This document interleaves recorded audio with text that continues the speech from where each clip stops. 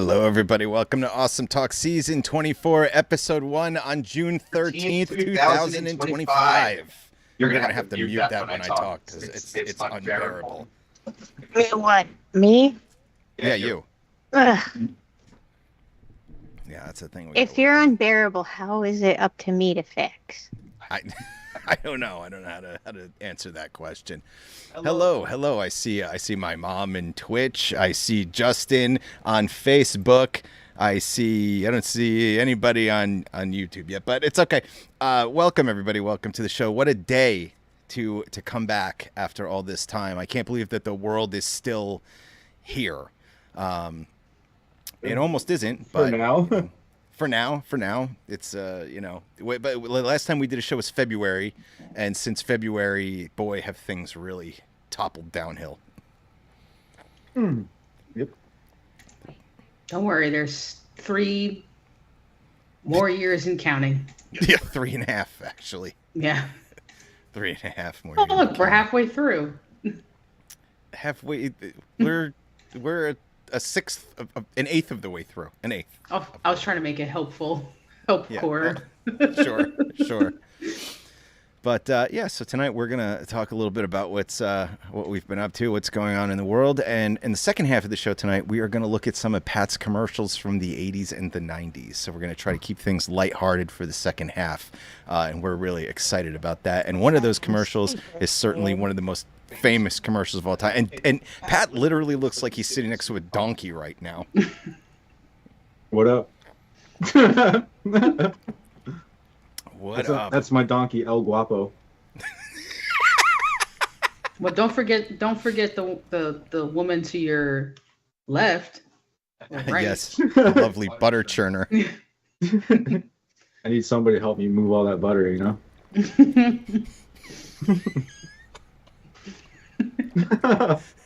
When you talked, you moved into the big screen, and now I can see that woman's face. Oh. I can't look at her for too long, it'll just make me laugh. Yeah, there's a lot going on. There's a lot to unpack. There, guys. I don't know where to start with what's happened in the world in the last couple of months. I don't know where to begin, really. And you'd think I would. You'd think that there would be so much going on in the world that it would be easy to pick one thing to talk about. But it's like every day. The last time that he was president, Sarah and I talked about when he became president again that the one thing we weren't looking forward to was waking up every day and checking our phone first thing in the morning to see what psycho shit is going on that day. And we're right back there. We're right. You don't need COVID for that. Like, we're right back there now. Oh, you guys wake up and check the notifications? It's sort of hard to avoid. Like, even if you don't check the notifications, the second you open social media, it's like, hey, guess what psycho shit is going on now? And yeah. We were watching Regis and Kelly episode from 9/11. And it was basically like unfolding. It was so Regis and Kelly do the Today Show every morning in New York, and we were watching the episode that they filmed on 9/11, and basically 9/11 starts literally as their show is beginning. So they're like, "Oh, the rain was really heavy last night," and blah blah, and it's like this lighthearted housewife comedy show, for lack of a better description. And then it starts to unfold, and like they're struggling with whether to keep going with what they were supposed to say that day or start talking about 9/11 happening all around them.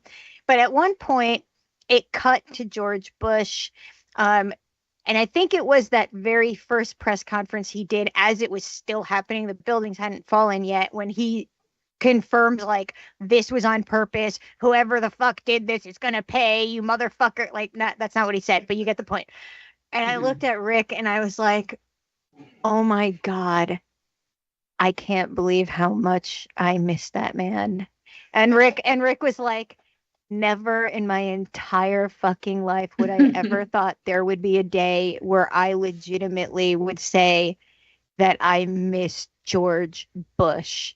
And I'm like, yeah, I hate him. I've always hated him, and I would fucking cut my finger off to get George Bush back right now. Like, that's terrifying. That's terrifying.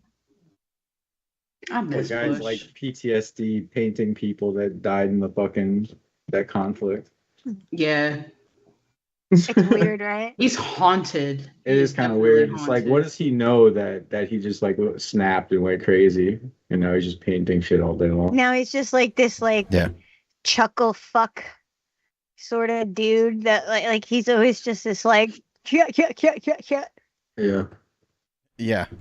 I remember when Obama became president and the Republicans at the time had billboards up and it was of George Bush and it said, "Miss me yet?" And I remember thinking like, what? No. You know how much like non-ability, no introspective ability you have to put that up. But now I have to admit, if they put it up now, yeah, they'd have a hit.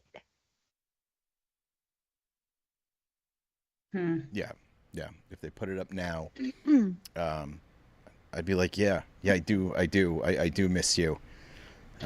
Because things were fucking bad, but like this is like a whole other level. I mean, I At can't believe least I'm going to if say George this. Bush did things, they didn't rapidly change direction in 30 seconds. Like, you didn't get Right. whiplash. Like, he finished full sentences. Even if you disagreed with literally everything he said, you could still follow what he was saying that you disagreed with. Yeah. Yeah, he That's crazy to hear about Bush, because he was notorious for not making any sense. I know. compared to Couldn't this. find Dory. Crazy. Yeah. After what we've Yeah. become used to, listening to George Bush talk is like listening to a fucking scholar. But you know Mhm. what? He did dodge those shoes.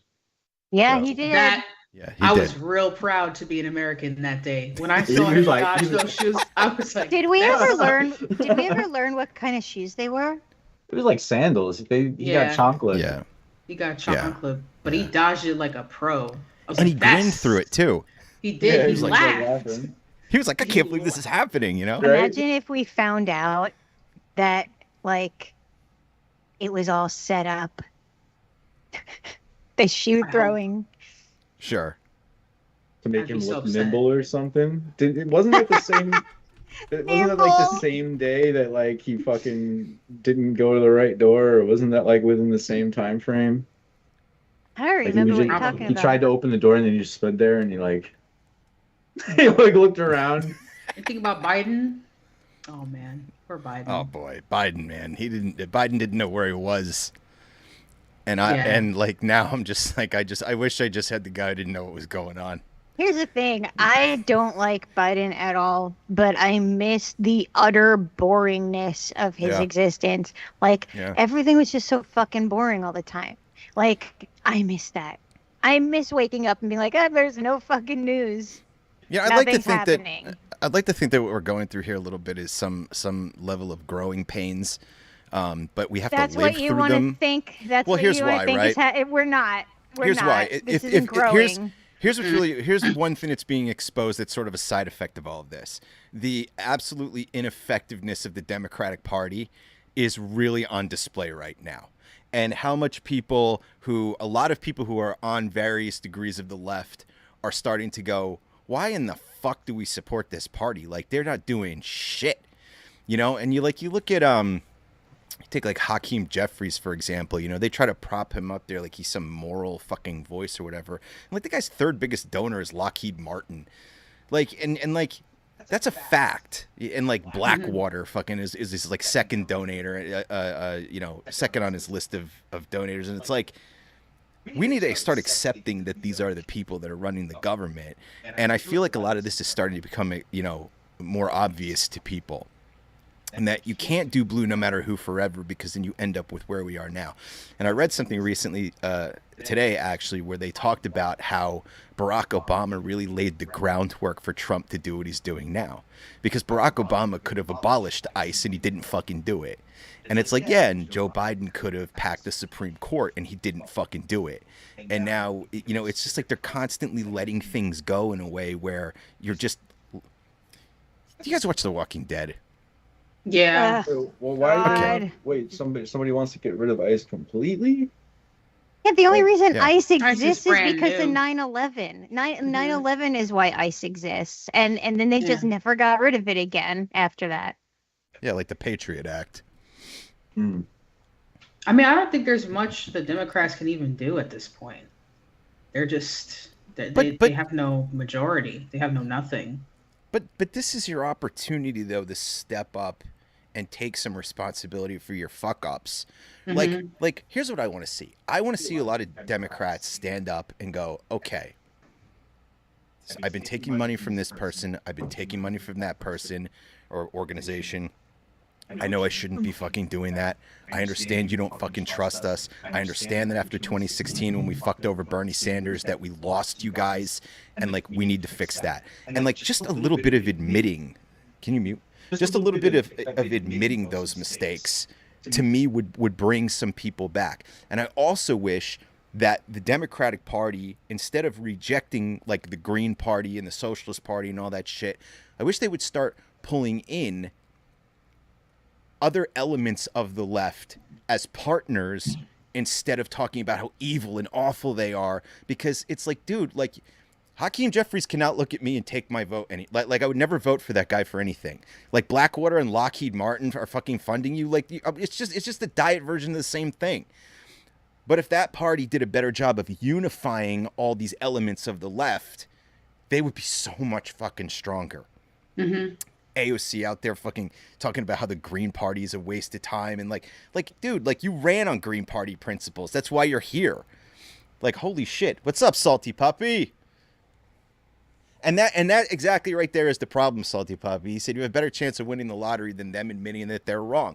And that is the big fucking problem. But I do wonder if we're on the precipice of some kind of change here. Because there are some have to be. Right? Yeah. I mean, We're even absolutely not. Even the Bernie rallies, which I mean, you could argue about that all day, whether or not they were effective. But even those, like the majority of people that went to those were registered Republicans. Weird. Yeah. There are some rising stars in the Democratic Party, but I don't want them to fall into the pipeline where they just end up like everybody else. And I see that happening to AOC already. And you look at somebody like Jasmine Crockett, and it's like, is that going to happen to you too? Are you just going to end up another corporate Democrat because that's the path you have to walk to take power? Because I don't think you do. Yeah, I mean, some of AOC's criticisms of the Green Party, I'm like, really, it's kind of like low-hanging fruit at this point.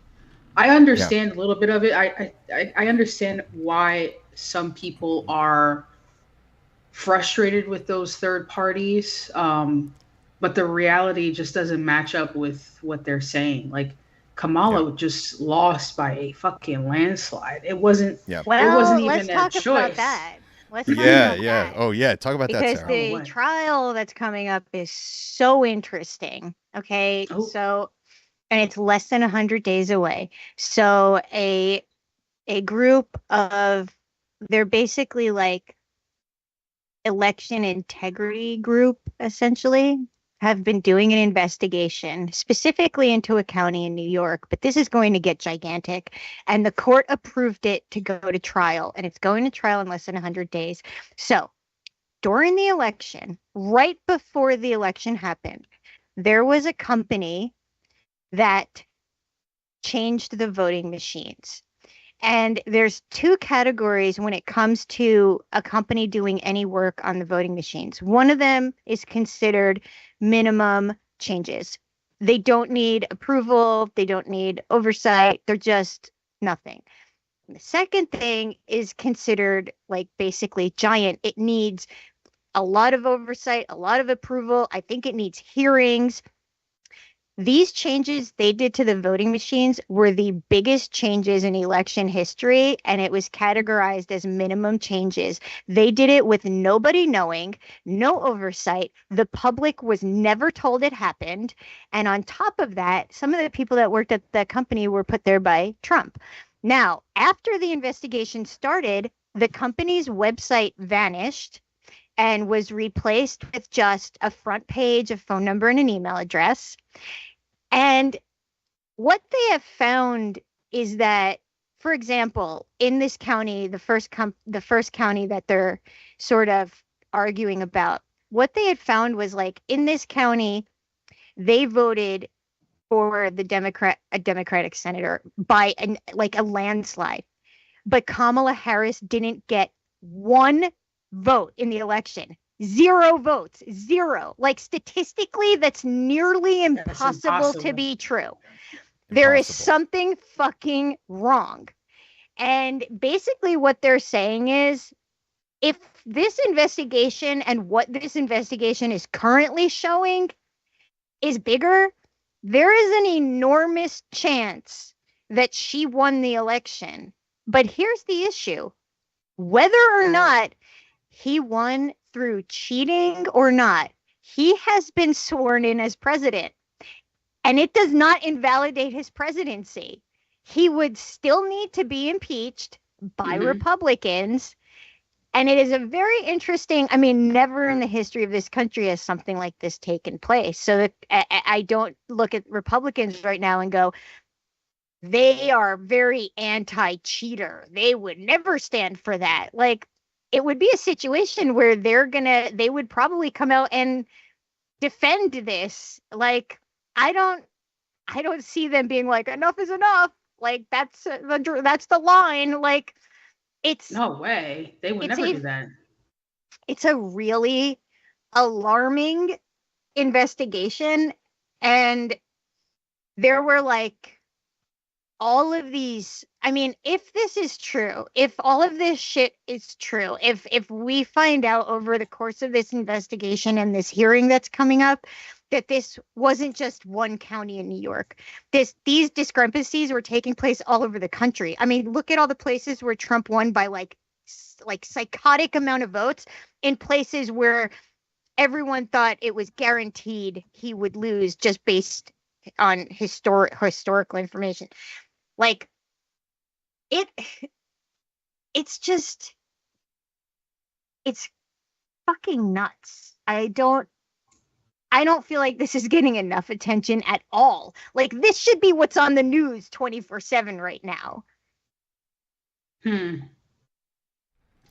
I can point to about 70 things right now that I feel like should be on the news and aren't. My trust in regular legacy news media has really, not that it's ever been there that much to begin with, but I feel like it's really fallen apart.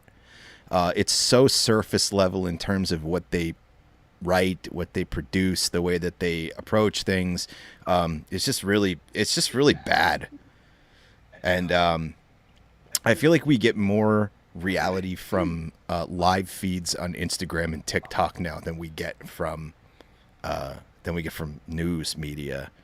The news just has absolutely no integrity at all. Oh wait, I just want to finish. I forgot. Yeah, please finish. So there were all these little were... like hints that you wouldn't necessarily take as hints until you start looking into this investigation. One of them was that Elon Musk was basically courting Trump around the exact same time that all of these changes in the voting machines were taking place. Then you have Trump literally coming out and saying that that they fixed the election and then he won. He literally said that word for word. They fixed the election and then he won. He said those words exactly. And then what was it, less than a year ago, Elon Musk said anything could be hacked. Anything could be hacked. Like, I I don't think that Elon Musk could ever hate Donald Trump enough to fuck himself and be like, yeah, I helped this guy did one of the biggest crimes in the history of the country. But I don't think it's impossible to imagine him setting up a situation where Donald Trump would take. Aren't they like feuding right now or some shit? I don't know. Oh, They're the feuding. girls are fighting. They're feuding, and then The Elon girls- Musk apologized. Oh, really? Well, he did I say- didn't see any of it. He said, I helped him win the election. So. Yeah. He said he wouldn't have won without me. That's what he said. And you But could I take think all he- of that like as like surface shit. Like it doesn't mean anything. Don't read anything into it. But then when you look at this, you start to remember all the things they said. And you're like, did that mean some other shit? Hmm. Maybe. That'd be crazy. It would be it would if that came out as like that this company did something to these machines that altered the vote tally, it would call into question an enormous amount of stuff in regards to voting.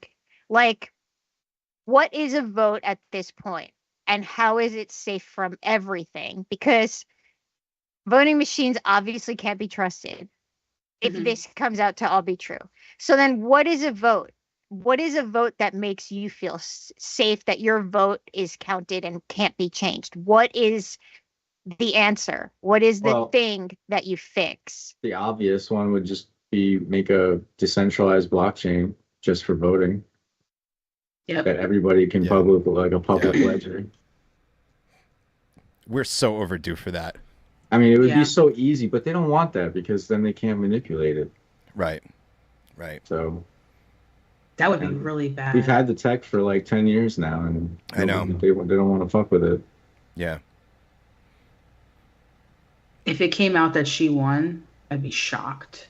Well, here's the problem too: is that it but the wouldn't matter. worst part is it. Yeah, not I only know, would it it wouldn't matter, matter. but all of the federal agencies that would oversee any of this nonsense don't fucking exist anymore. They've been gutted. Like, there's nobody to pay for this monumental like.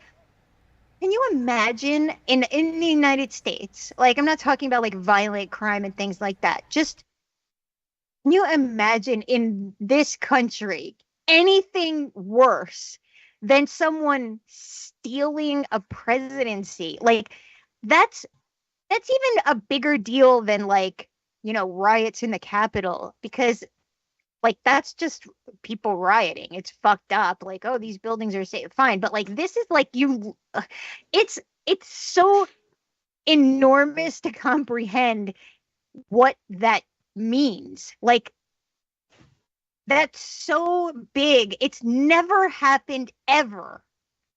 Because it couldn't have happened ever. Yeah. Bush v. Gore, that was a huge landmark case. Oh my God, I Yeah, remember yeah. when that happened. Sure. That was a big one. And Yeah. it happened during Bush's second It presidency was such too. a bummer the And way we that still- shit ended. We miss him. Yeah, now. Yeah. Do you know how fucked up things have to be for me to go, I miss George Bush? Like things have to be as bad as humanly imaginably fucking possible, dude. Wait till tomorrow, man. Wait till tomorrow, dude. No King's Day. Oh my God. Everybody be safe, please. What? You know, I don't know if there is a way to be safe in all of this anymore. I What's don't know. going if on There that's- tomorrow? is. So tomorrow Huge is protests. Trump's military birthday parade in Washington, and there's like 6,000 protests from coast to coast that are planned for this fucking thing, and I just this is going to be a historic. Can you mute? This is going to be a historical moment. Because I just don't see tomorrow going smoothly. You've got the fucking chief of police in There's Florida saying they're going to thunderstorms, kill too. people. And thunderstorms. They're going to do Wait, it whether what? There's going to be thunderstorms tomorrow. The military guy said that if we have threats of lightning, we can't do this. they're going to do it. Well, wait. Right, rewind. You said the chief of police said what? in Florida basically said that if the protesters fuck with the cops, they're going to kill them graveyard dead. But they keep talking as if the protesters are like the worst of the aggressors here. That's the part that fucks me up completely. They're like if you get in our cop's face with a gun or a firebomb, he said firebomb. He's like, then just make no mistake, we're gonna kill you graveyard dead. And I'm like, you know what? You know what I'm really That's fucking Florida, tired of in though. all this shit is even in California, even with what's going on in California, right? You have the mayor and you have the governor. Now, Newsom right now is discovering what it really means to have to be a leader. I'm just going to point that out first and foremost, okay? Yeah, he's Newsom insane. He's an imperfect governor for fucking certain, but he's starting to really realize what it means to have to be in charge of some shit for real, okay? But the one thing that they keep doing is they keep going on TV and they keep going, make sure you respect the police. And for the most part, the vast majority of what I've seen when people are against the cops in these protests are the cops egging people on and the cops provoking shit. And then the shit hits the fan. So it's like, okay, listen, it's your job to say that. I get it, right? But how about you also go on TV and say, hey, to our law enforcement, can you stop shooting at people with rubber bullets who are just standing there not doing anything? Stop trampling people with horses for no fucking reason. Stop hitting people with shit when they're just standing there. Like, because that creates a volatile situation too. The fucking mayor was on TV and like she must have bitched for 12 straight fucking minutes about graffiti. And I was like, who gives a fuck about graffiti right now? Like, you can paint over graffiti. Like, that's like the fucking 90th problem on the list.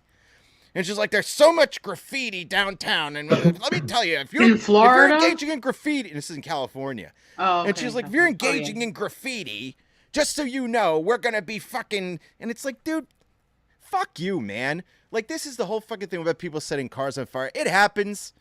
It happens, but dude, there are not that many cars on fire. Like it happens. It doesn't. It's not the way. Like if you go to any Republican media right now, California looks like the wildfires there, and that's just not what it looks like. That's just not what's going on.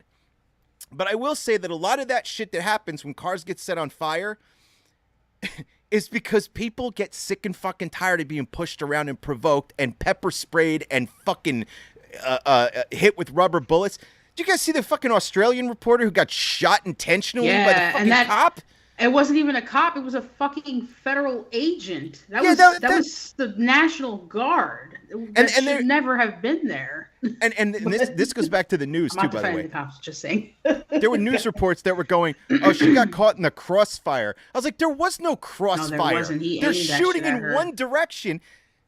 And it just so happened the camera went like this and looked at the guy, and he looked directly at her and went, and was aiming at her. Boom. Yeah. And like, just, she's not even a protester.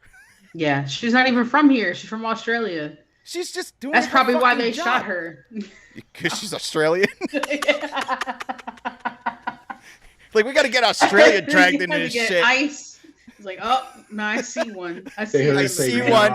They heard nar, and they were nar. Like, yeah, nar, yeah. Nar. Australians speak with the soft R. Yeah. They get the soft R in there. I cannot mimic that soft R no matter how hard I try. When they say no, it's like no. No. You gotta say like N-A-U-R. Nar. Nar. There you go. But it's not an R. There's no. No. There's no R. I can't believe I'm going to say the hard R, but like, there's no hard R. It's a vague soft R. Nar. I can't do it. Yeah. I can't do it. But, yeah, she said nar and narwhal. There you go. Narwhal. Nar. You know, the damn media blows things out of proportion. They are the worst. But I'm going to tell you what, Sulky Puppy, that's why I do my best when it comes to shit like this to not pay attention to the mainstream media because they're weird. It has become such a strange dystopian 1984 sort of reporting. So what I do is I go to Twitch and I go to, what is this guy's name? Mercado Media, I think is his name. And what he does is he finds all the best live feeds from people who are on the ground simply streaming what's happening. And that's what I watch. And I watch it because that's the most honest view of it, because it's just people out there just streaming what the fuck is happening. And this guy compiles everything, and he does such a good fucking job. I gotta make sure I'm saying his name right, because he's really fucking good. But it's a really good one, and I highly recommend it if you want to know what's going on the ground. At this point, 1984 would be an upgrade. Dude, no shit, man. Dude, in 2006, my ex-girlfriend's brother said to me, he was like, at the time, he said, in England right now, he goes, everything is 1984 almost exactly, because you can't go anywhere without being on camera unless you're in your house with the shades drawn. And now you fast forward 20 years later, and you're being monitored even inside your own fucking house. Yeah. You know what I mean? Your Alexas are listening to you, and your fucking devices are all listening to you. They Now, know of you're course, in the house just because of your Wi-Fi. They 100% right. They got motion sensor over Wi-Fi and all that shit. Right, and then you got Doge out there just keeping a log of everything you're fucking doing. What can you do, man? Can't The do only nothing. thing you can do, you can't do nothing. What are you gonna do? Throw away all your tech? People told me I was crazy when I told them that like 5-10 years ago about the Wi-Fi motion detection thing, and now they're just offering it as a service. Through your provider. They're like, oh, you want this? Because we've been doing it anyway. Sure. Hey, what's up, New Jersey Joker? I meant to say hello, dude. Anybody has that? People are watching us. There's somebody watching us on every platform we're on right now. And if you're there, I just want you to say hi in the chat. And if you're on Twitch, do me a favor. The Joker and hit on follow. Every single platform. It's a Joker on every platform. Yes. Nice. Do me a favor, and if you're on Twitch, hit follow.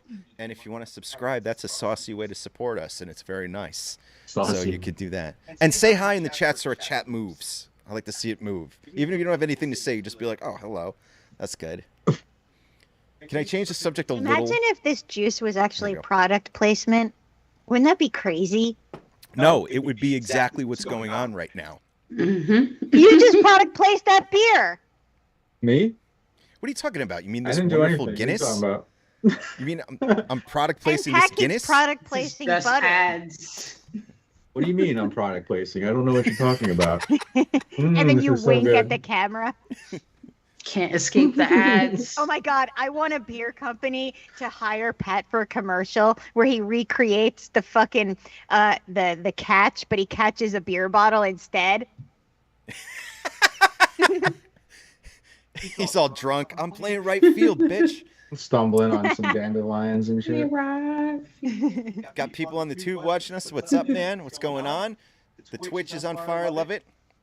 But yeah, dude, like Doritos. Doritos is mastering that fucking product placement shit, because they find like fucking. Can you mute? They find like the fucking TikTokers, the best TikTokers, and then they just give them $50,000 to eat fucking Doritos in their videos. There's no better way to do it, because who the hell is watching? If a commercial is not insanely entertaining, like every once in a while we put on regular ass TV.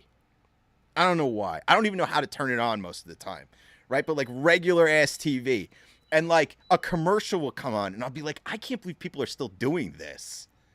It's so creepy and weird. And it's a good lead-in because we're getting close to Pat's commercials, which is that was a golden era, like the golden age of when commercials were becoming a bigger and better thing. And I cannot wait to talk about that. But I did want to bring up, in case anyone is interested in it, that Spaceballs 2 was just announced. And I'm super excited about that. And Sarah's not excited about it, but... What'd you say it was? What? Spaceballs 2 was just announced. Spaceballs. I thought that was like a joke from like 10 years ago. Like not a joke. No. 2 days ago, dude, Rick Moranis is coming out of retirement to be Dark Helmet. What the fuck? Yeah, and Bill Pullman is going to be in it with his son. And Mel Mel Gibson, Mel Brooks is coming back as Yogurt. Mel Brooks is 99 fucking years old. That's all he could play at this point. Fucking Yoda. He's almost as old as Yoda. All I know is like, please, and I don't mean this in a funny way, but please, somebody film Mel Brooks parts tomorrow. Because if anything happens to that man, this movie's going to be off. And maybe if something happens to him and someone else takes over the writing, it might be funny. Oh, come on. Ooh, shots fired. Not cool. He's like the least funny man on earth that everyone gives credit to for being funny. Incorrect. It's a different type of comedy. It's a different type of comedy. Yeah, it's like the unfunny kind of comedy. Oh, it's boy. not. It's like he's like Carrot Top, but in film. Like it's prop comedy with like a premise. With a premise, okay.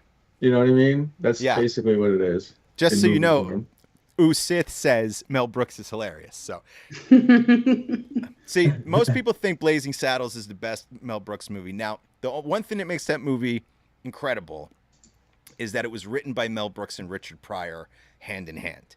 And at the time when that was written, it was almost groundbreaking because the level of satire is so thick and brutal, like you couldn't get away with that now. But my favorite Mel Brooks movie probably actually is Men in Tights. I think Robin Hood Men in Tights is one of the funniest movies. Richard Lewis is so good in that movie as King Richard. It's one of the world's top ricks. Hi, you said slash Rose. Spot on his face. My cousin's here. I know. And she's totally sticking up for you. I mean, listen, I understand that I have an unpopular opinion. In fact, I don't know if I've ever met anyone that fucking agrees with me when I say that I just hate Mel Brooks. Like, but I do. I like Dracula Dead and Loving It, which I think is Mel Brooks. But the only reason I really like it is because the 1931 version of Dracula is my favorite movie ever. And it's very clear to me that most of that movie was inspired by that version of Dracula. And I think that's really the reason I like it, because again, I just don't fucking think he's funny at all. I just don't think he's funny. He's just not funny to me. He's just like, his humor reminds me of like the kid in high school who thought he was funny, who would make jokes and everyone would uncomfortably be like, oh God. It's funny because of, I don't know how to explain. How do you explain Mel Brooks comedy to somebody who doesn't get it? It's not that I don't listen. Here's the thing that I hate the most when someone says that they don't like a comedian. I hate when someone else pretentiously says, you just don't get the humor. Like, no, bro, I get the fucking humor. I don't think it's humorous. Like, it's like the way you talk about people that hate Rick and Morty. You're like, people just don't get Rick and Morty. And it's like, that's true. What you're saying, what you're implying is that if everyone got it, they would all love it. And you can't accept the fact that there are people that get it and just don't fucking like it. Like, I just feel like there's some people who just can't get it. I get the humor. I don't find it funny. I think it's fucking corny as hell and lame. Like, that's my opinion. But the corniness of it is what it's the same thing that made Monty Python funny.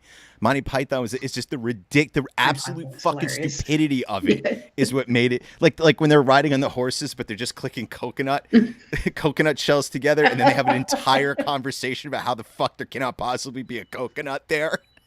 And like it's hilarious because it's so fucking stupid. Like, and they take it so seriously. But the guy who played Rod, here's the thing, Sarah. Here's the thing though, is you like The Princess Bride, right? Yeah, I like The Princess Bride. The guy who plays the main character in The Princess Bride is the guy who plays Robin Hood, Men in Tights, and they're practically the same identical fucking character. And I feel like if you gave it a chance, you'd really like it. It's just the stupidity. Like Dave Chappelle is in it, and he's wearing Reebok pumps, and but it's all the shit that goes on in the background that makes it funny. Like the soldiers are beating the shit out of Dave Chappelle in the movie, and you hear him in the background going, "Fuck! I hope somebody's taking video of this." And then like he stops. He's like, "Time out, bad guys! I have got to get pumped up." I And then have he pumps up his seen the Reeboks. fucking movie Men in Tights. So, like, do you think I've never seen that movie? Of course I've seen it. Yeah, but how could you sit through it if you hate it? I feel like you wouldn't sit through it. Like, how can I hate something if I haven't seen it? But here's the thing: I'm not talking about like Spaceballs is corny, awful. I hate it, and Blazing Saddles. So also. good. But I'm not even talking about a specific movie. I'm talking about Mel Brooks's comedic style. That's what I'm specifically referring to, not any specific movie. And it's not my type of thing. And it's not that I don't get it. I get it. There's not much to fucking get. It's very surface level. Yeah, exactly. It's insulting to say I don't get it. Like, am I that much of an idiot? But it is professionally surface level. Like, it celebrates the surface level. What is it, History of the World or something like that? Yeah. Where the giant joint in the fucking chariot. Yeah. What was that about? Scott Fastneck is in the chat. What's up, man? Big up. We're talking about the Spaceballs 2. And we're going to take a look. We're going to take a look at Pat's commercials. We're going to get those going in about less than 15 minutes. I waited so long for this. I am so fucking excited. I'm excited too. Scott, I've been wanting to ask you a question. I was thinking about it. I was watching a report the other day. Sorry to revert back to the god-awful politics, but the other day I was watching a video by a news person that I follow, and she was talking about the loopholes that the government had to find in order to allow Marines to go into LA with their service weapons, which is apparently illegal. Originally, they weren't being sent in with their service weapons, and then at some point that changed. And that is up till now, that was a big fat fucking no-no.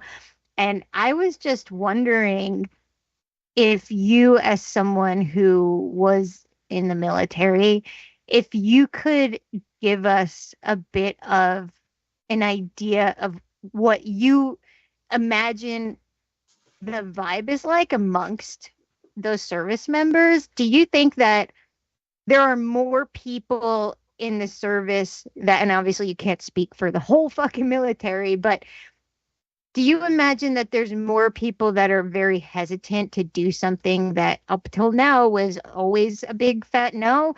Or do you think that there is a pretty large amount of people that are like, fuck yeah?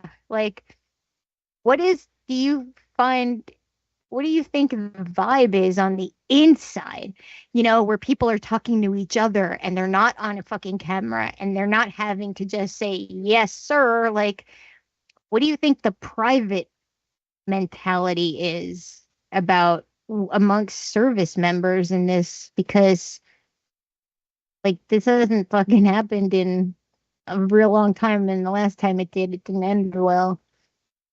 That's fucking scary. Didn't he just have them, like, a bunch of I don't remember what I saw something about this recently, where he had people in the military, specifically people that loved him, go up. Yes, so he did a talk. He did a talk at Fort Bragg, I think it was, and apparently it came out that, like, people were really confused because he was making all these sort of political jabs, and all of the military members in the audience were cheering. And when people saw it, they were really confused because they were like the military technically is supposed to be like nonpartisan. Like, why are they cheering for all these things? So it came out afterwards that they screened only military members that were MAGA. And also Trump said no fat soldiers. So those were the two rules for the people in the audience. He said no fatties, dude. Damn. You guys remember when Biden made that farewell speech? And it was like, for a flash in the pan moment, he like looked in the camera and was like, this shit is dangerous. Remember your oath. That's fucking terrifying. Oh.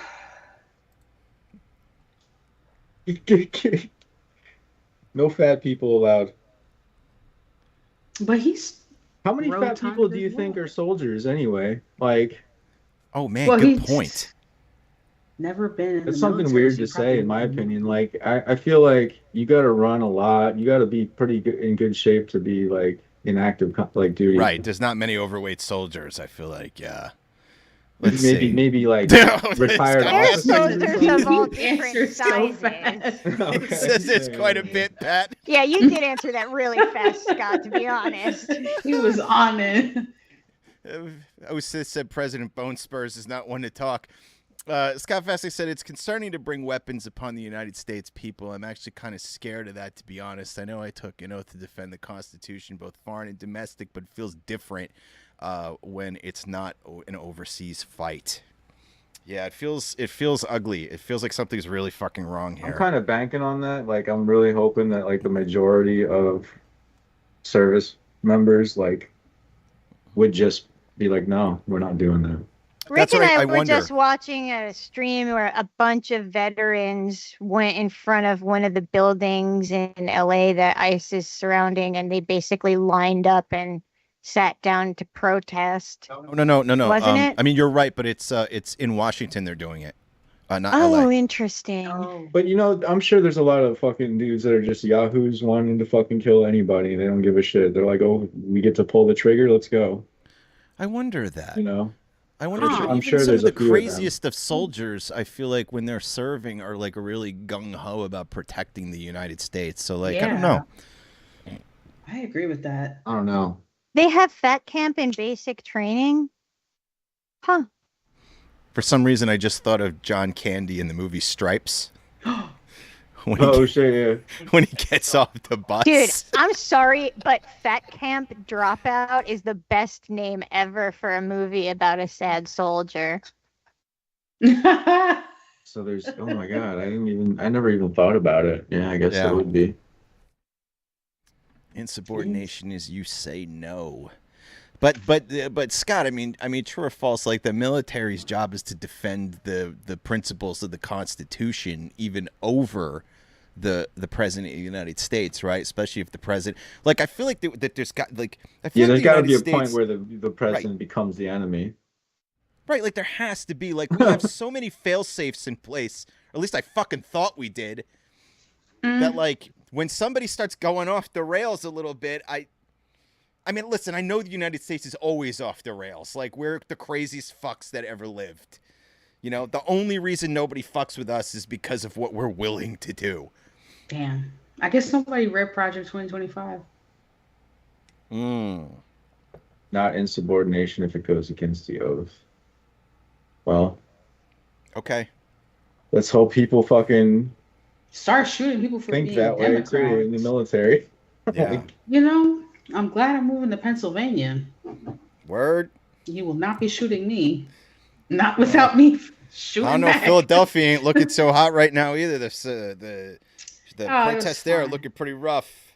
No, it's fine. I talk to my sister about this all the time, and she's like, honestly, I'm not doing nothing. They tell me that out loud. She's like, I'm not doing none of that. You know, and I think a lot of her people think that too. Go ahead. I'm sorry, Pat. No, go ahead. Finish what guys, you're saying. Listen, it's 10:30. We're gonna take a 5-minute break. Listen, if you're in any of our social media right now, if you're watching on any platform, I would really love it if you would just say hello. If you would follow us, dude. Comment on. Do you like the new setup, man? Do you like the way this? Do you like the whole new vibe here? I mean, because I'm really loving it. I feel like you're all really loving it. I love the back and forth tonight, man. It is so good to be back. We're gonna take a 5-minute break. And when we come back, we're going to watch some of Pat's commercials from the 80s and the 90s. So I don't want you to leave. Let me Please say enjoy one this thing real quick before we, I was going to say the problem with these protests is, in my opinion, is going to be the undercover like cops throwing shit to get shit started. That's already happening. That happens way too much. Like they don't make enough money to do that. Yeah, there was there's this chick I follow on Instagram, and she went to one of these protests, and she came back and she said, I've been to a lot of protests in my life, but I've never had like explosives thrown at me while I was just standing and walking quietly. But one of the things she said was that there were people walking around asking others to sign petitions. And I was like, that is a huge red flag to me. Like, don't put your fucking name on those papers. Like, you have no idea who those people are. What are you doing? Yeah, no, don't do that. Protect yourself if you're going to do that. Don't bring any identification. Don't bring anything with you and don't identify yourself to anybody. Unless you're Latino, keep that shit on you because I feel like they're definitely around and a lot of racial. Are you gonna be in El Salvador? Latino, okay? For real. Anyway, all right, guys. All right. I really, I want you all to enjoy this 5-minute break video that I made because it's something else. Something else. I am muting you guys now. Listen, please do not leave, man. Hang out, man, because this is going to get. Like I said, we're going to come back. We're going to watch Pat's commercials from the 80s and 90s. We're going to talk about them. We're going to comment. We're excited about this. And we'll be back in 5 minutes to go take a piss or a quick shit. Hit a bowl, grab a beer, whatever the fuck you got to do. And, and we'll be right back.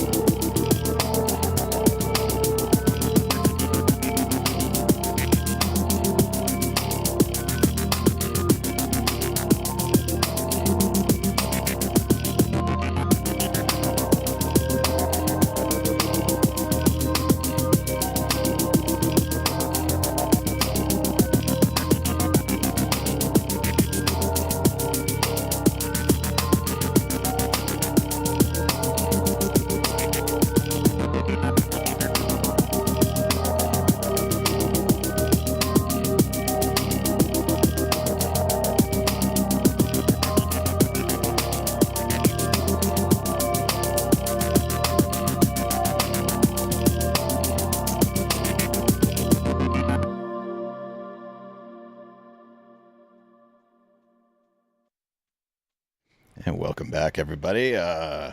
We are now getting prepared to watch Pat's commercials from the 80s and 90s. That's not what I wanted. Okay, here we go. That's all good. Okay, that's what I'm looking for. I'm looking for that screen there. Okay, so y'all that I do the show with, I'm going to go ahead and share my screen with you guys. Because, I don't know, that's what's supposed to happen. Okay. If you guys can't hear the video, let me know. You should be able to hear it. Now, I'm not talking about the people out there. I'm not talking about the fans.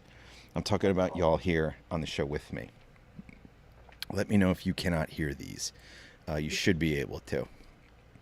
And I'm going to go ahead and hit play. Sarah, is there anything you want to say before we start this? Like,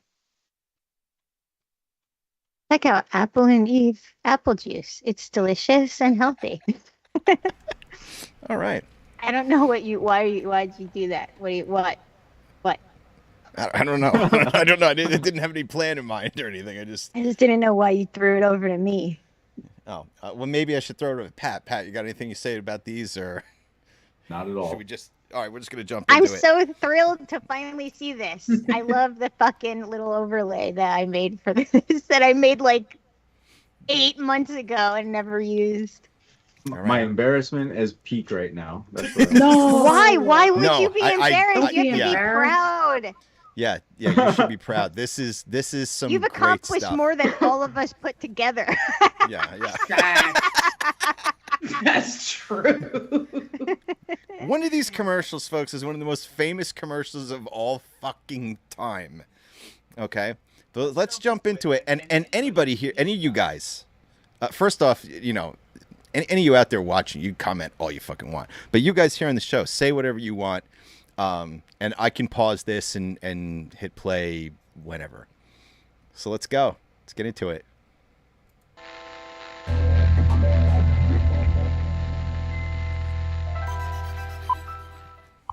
This holiday, you'll bake around 3 pies, 2 cakes, assorted cookies, and that only covers 1 kid. That's why you should get to Super Value's Holiday Bake Sale, where everything you need for holiday baking is now on sale. That dude Wow. is so professionally bald. We were living large back then. 3 professionally pies. bald. Yeah, he's professionally bald. He's the baldest guy with hair I've ever seen. Oh my god. Scott Fastneck just said, "Fuck yes." Yes. You guys could hear it, right? Everybody on the show? That Yeah. worked like it was supposed to? Thank fuck, Yeah. dude. Guys, we're running a whole new show here this week. You're man. like the person in the movie theater that fucks it all up by talking. Like you're All right, ruining it. All right, here we go. Next version of that same commercial.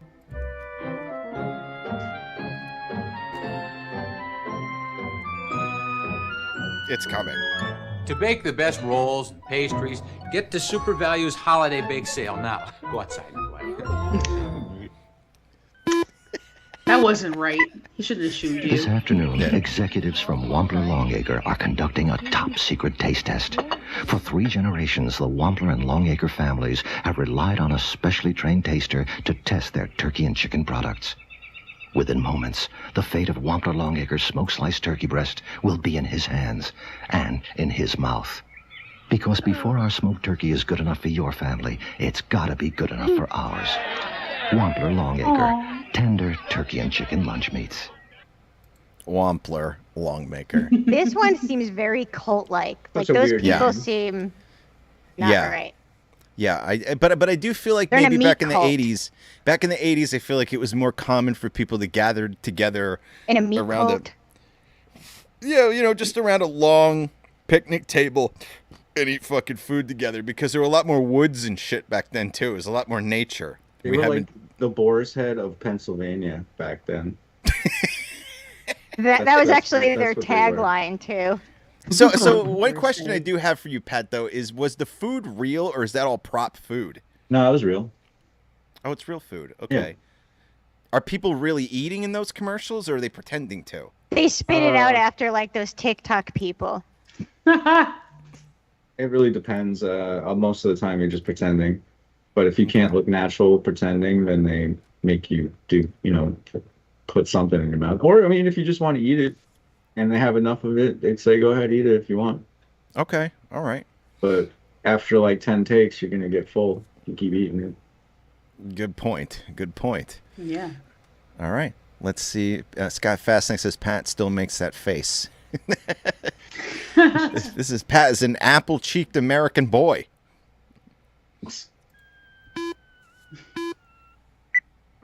This afternoon, Wampler Longacre executives are conducting an important field test.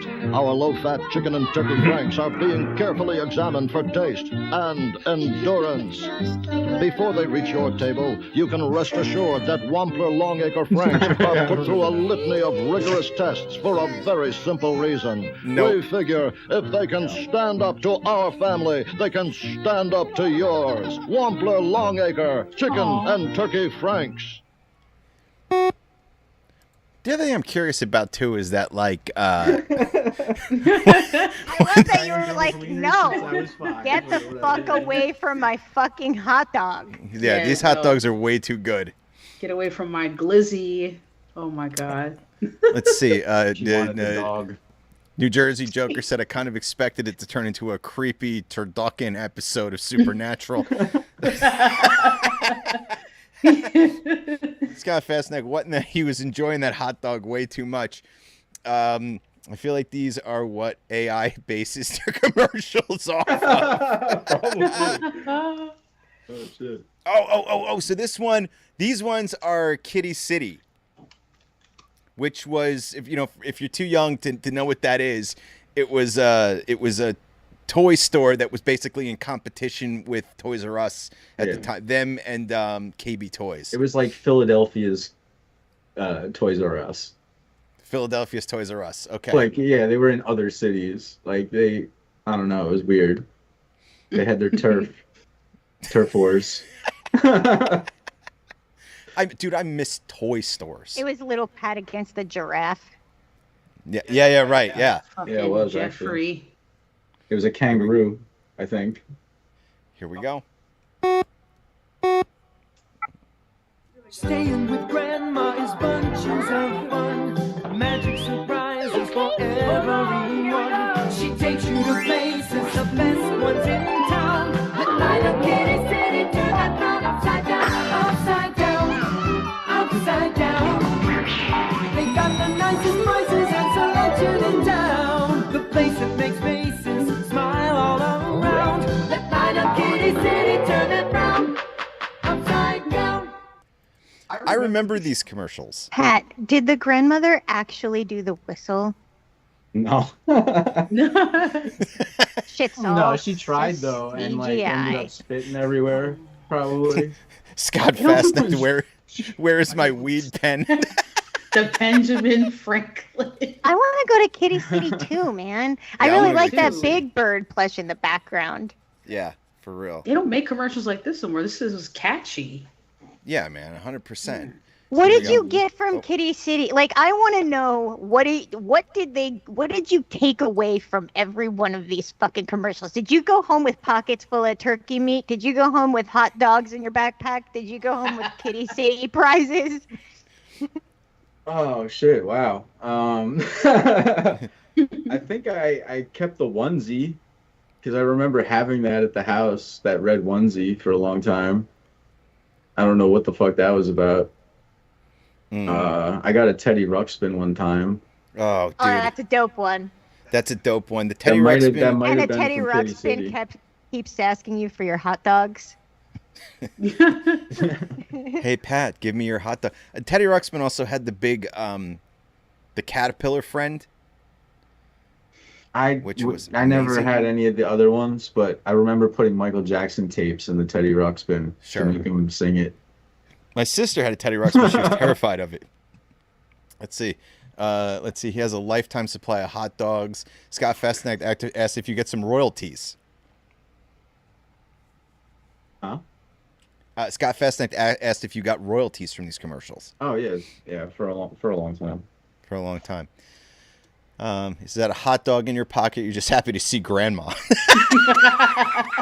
I don't still get them though. I got bought out after the Pizza Hut commercial years later because they were using it for like manager training videos for Pizza Hut. And one of my friends happened to be in Virginia training to be a manager at Pizza Hut, and he was like, "Yo, they're using your commercial." And I called them up, and I ended up getting bought out by them. They're like, "Yeah, we don't have to give you this, but we're gonna give it to you, and this is it." And it was like a lump sum. Dude. Oh wow. That's a wild fucking story, man. Let's see in fucking. Did they give you like free pizza too? Years ago, yeah. They fucking should. Oh man. Years ago, when I was like younger, yeah, when I was in like high school and shit, I got free pizza there. Dude, we're recognized? All right, Rick, you gotta go on. You gotta go on. All right, I'll go on because we gotta hit that Pizza Hut commercial before we talk about it. I don't know what's next. Looks like another Kitty City, I think. Yeah, it's like the same thing, just slightly different song, I think. Yeah. I don't know. It's like the same thing. That one is definitely dead.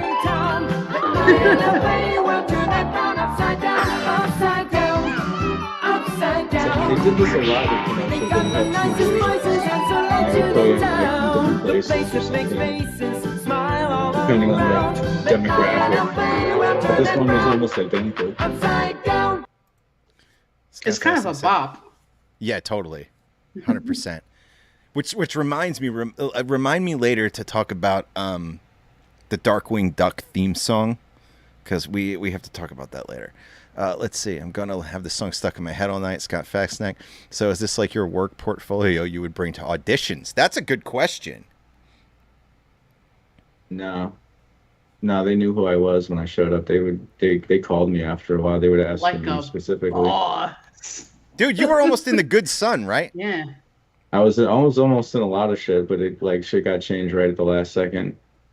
Are you glad you didn't end up in that child actor world the big time because of a lot of shit that went down back in those days? Yeah, I mean, I got to live a bit of a normal life. Yeah. So that's cool. Yeah. Let's see. And I wasn't involved with all that crazy Hollywood shit, so yeah. Dude, imagine if Pat ended up like Corey Feldman.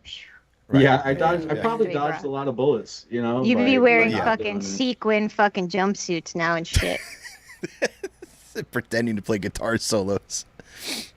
All right, let's go. Next one. I think this is the last Kitty City one. There's another one? Yeah, there are three of them, I think. She takes you to places, the best ones in town. The Lido Toy Warehouse, turn that brown upside down, upside down, upside down. They got the nicest prices and selection in town. The place that makes faces smile all around. Let Lido Toy Warehouse turn that brown upside down. What was the difference? Mickey and the Beanstalk by Timmy and View. Oh shit. Wait, is part of the lyrics they have the nicest voices in town? Is that what the fuck the line from that song was? They have the nicest voices? Maybe the nicest choices? That would make way more sense. Yeah, I think it's choices. Here, I'll back it up a little bit. I don't have too much control over it. Well, I have a little bit of control over it. Let's see.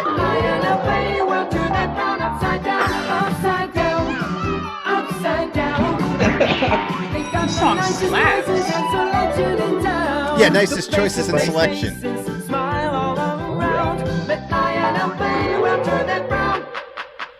Toy stores. That is a banger. Yeah, for real.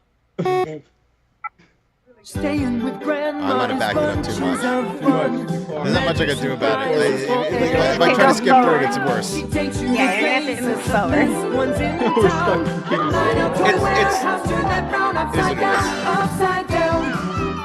I just want to say that I miss Toy Story so fucking much.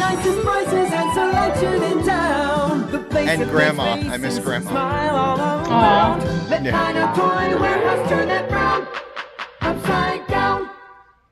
Mickey and the Beanstalk by Timmy and for the Viewmaster. rest of eternity. Magic beans to grow beanstalk. Beans. Where are we, guys? The original beans. Fo fum, you won't steal my harp. Is that your voice? Nope. No, okay. Did you do any of the voiceover for this? Not at all. Not even a syllable. Can you imagine how insulting it is to like take your face and be like, your boy voice isn't good enough. We need another child's voice instead. Fuck you. Like it's like super insulting. Like what? No, because they had kids that were voice actors that specifically did that, and he was a voice actor for a lot of different things at the time. So he was like a famous kid voice actor at the time. Can you imagine yanking a cell phone away from a kid now and giving him one of these? A viewfinder? I've seen their Viewmasters are the shit. I think Viewmasters are the shit too. Oh, is that Viewmaster? I call it what? Viewfinder? Yeah. Come back! Faster! Thanks, Mickey. It was nothing. This is one of hundreds of Viewmaster story reels ready to be played in the theater of your child's imagination. Isn't it time you brought home a new Viewmaster story reel? Neither one that's of our a dope names Viewmaster. Neither one of our names are Timmy, by the way. Yeah, what the fuck? They just picked Timmy. Let's see, puns for days. Let's see. Hold on. Whoa. No, is the Joey clapping or slapping the mom's belly? I think the Joey was clapping. Let's see. All right, let's go. Next one. It's Alexander's 14-hour circular sale, and we've rounded up great values in every department. Like sportswear at $9.99, one of the best buys around. This natural mink coat with fox trim collar, $1,795. 14-karat gold jewelry at 60% off will make your head spin. Here's Coleco's wisecracking Alf. I'm a people alien. Just $34.99, and this remote VCR now $209.99. Alexander's.